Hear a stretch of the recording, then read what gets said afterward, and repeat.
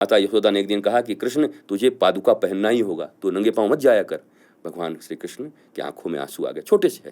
बोले मैया मैं जाऊंगो तो पादुका पहरूंगो, पर पहले हमारी जो 9 लाख गैयाएं हैं ना, तो 36 लाख इनकी पादुका बनवा दे, 4-4 पैर इनके हैं, फिर कृष्ण पहिरे। वाह, यहाँ से पहले हम ना पहनेंगे, हमारी गैया पैदल रहेंगी और मैं गोपाल कहलाता हूँ और मैं खड़ाऊँ पहन के घूमूंगा।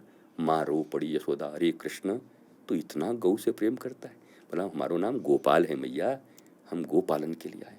कैसा प्रेम है भगवान का, कैसा भावना भीतर में। जब जब मैं इसको याद करता हूँ, एक ये प्रसंग, और मुझे जब मैं थोड़ा गीला हो गया, आंखें गीली हो गई, तो मैं एक प्रसंग और याद कर लूँ भगवान राम का। भगवान राम बन जा रहे हैं और तो पृथ्वी से कहते हैं कि अजी सुनो, तू थोड़ा कोमल हो जा।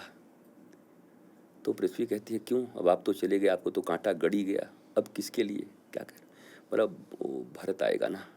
तो बोला भरत आपसे भी कोमल हैं क्या, आप संपूर्ण चराचर जगत के मालिक हैं, कोमल राम है। अरे जानकी जी भी जब आपका पाँव दबाती थी तो संकोच से अपने हाथ को पाँव में लगाती थी, क्योंकि आपके चरण कमल जानकी जी के हस्त कमल से भी मुलायम थे।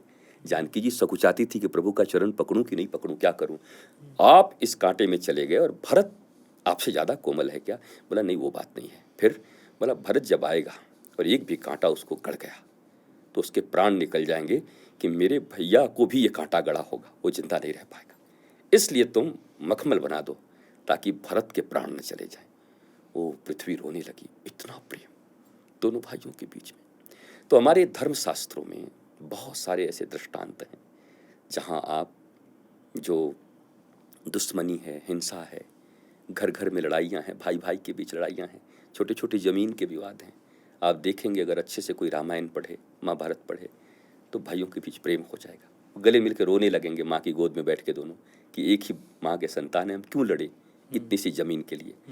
तो धर्मशास्त्र तो हमें संवेदना देता है, हमें संवेदनशील बनाता है। धर्मशास्त्र हमें सजल, सरल, सबल सब बनाता है। जो सजल है ना, जिनके नयनों में जल है, वो सबल भी हैं। ऐसा मत समझना कि जिनके नयन में जल हैं, संवेदनशील हैं, तो सबल नहीं होंगे। भगवान राम रोते भी हैं, कृष्ण रोते भी हैं गोपियों के लिए, पर फिर बलवान कितने हैं। फिर जब खड़े हो जाते हैं तो अग्नि पी लें, फिर बड़े बड़े कंस, एक मुट्ठी कंस को मार दें तो छाती फट जाए, कंस की बिदर न हो जाए, पर वही इतने कोमल हैं कि मक्खन से भी ज़्यादा कोमल हैं ठाकुर जी। तो दोनों की पराकाष्ठा है भगवान।